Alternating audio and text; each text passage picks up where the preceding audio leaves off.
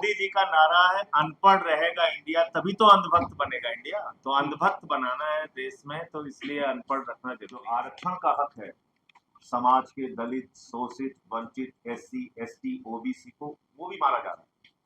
जब आप NFS करके मनमाने ढंग से अपने लोगों को रिक्रूट करना चाहेंगे तो उसमें ये जो रिजर्वेशन है वो भी कहीं ना कहीं आप उसका भी घपला करते हैं, उसको भी मारते हैं। और ये बड़े पैमाने पर पूरे देश के विश्वविद्यालयों में हो रहा है। उसका भी एक हम लोगों ने पार्लियामेंट में पूछा था, वो जवाब मेरे पास है, मैं वो आपको दे दूंगा। तो एक खेल ये भी होता है। देखिए, JNU के ऊपर निगाह क्यों है? निगाह इसलिए है कि ये एक ऐसा विश्वविद्यालय है जो इनसे टकराता है वैचारिक रूप से, जो इनसे लड़ता है इनकी नफरत की राजनीति के खिलाफ, इनकी सांप्रदायिकता की राजनीति के खिलाफ। और अख्तर साहब ने ठीक कहा कि सारे इंस्टीट्यूशंस को धीरे धीरे ये मारना चाहते हैं।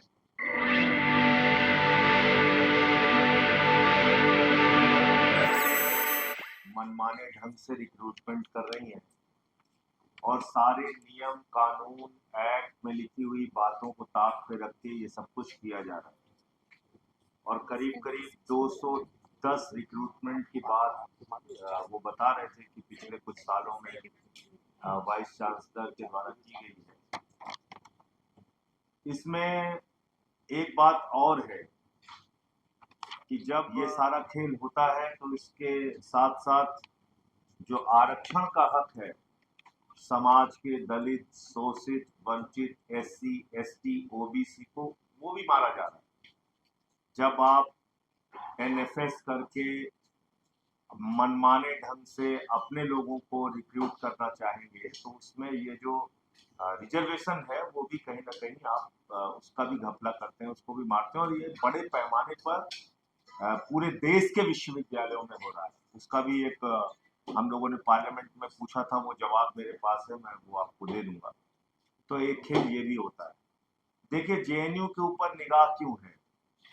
निगाह इसलिए है कि ये एक ऐसा विश्वविद्यालय है जो इनसे टकराता है वैचारिक रूप से, जो इनसे लड़ता है इनकी नफरत की राजनीति के खिलाफ, इनकी सांप्रदायिकता की राजनीति के खिलाफ।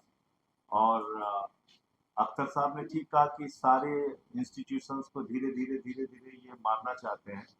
और खास तौर से अनपढ़ भारत तो इनका बहुत बड़ा सपना है जिसको इनको पूरा करना ही करना है। क्योंकि 12 साल में हम विश्व गुरु तो बन गए हैं, लेकिन साथ साथ एक भी विश्वविद्यालय दुनिया की रैंकिंग में नहीं है। 100 में भी नहीं है, 200 में भी नहीं है, 300 में भी नहीं है। उससे नीचे हमारे विश्वविद्यालय आते हैं दुनिया। और ये सब कुछ विश्व गुरु के नेतृत्व में हुआ है।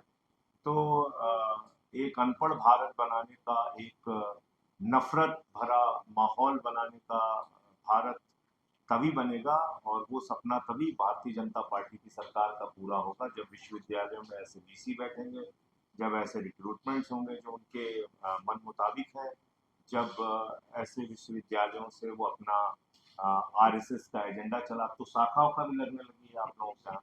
तो ये सब जब चल पाएगा तो इसके कारण से ये है।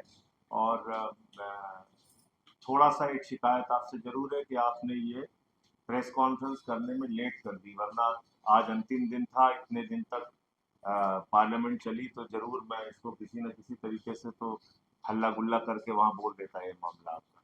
कोई बात नहीं, इसमें जो भी पत्र लिखने की जरूरत होगी, कहीं आपके साथ आंदोलन करने की जरूरत होगी, और कहीं इसको जब अगला सत्र होगा उसमें संसद में उठाने की जरूरत होगी। मैं पूरी तरीके से आपके साथ हूँ और आपकी मांगों का मैं समर्थन करता हूँ। जो भी जैसे भी आप मुझे इसमें मेरा उपयोग करना चाहेंगे, मैं थैंक यू। मोदी जी का नारा है अनपढ़ रहेगा इंडिया तभी तो अंधभक्त बनेगा इंडिया। तो अंधभक्त बनाना है देश में, तो इसलिए अनपढ़ रखना जरूरी है सबको।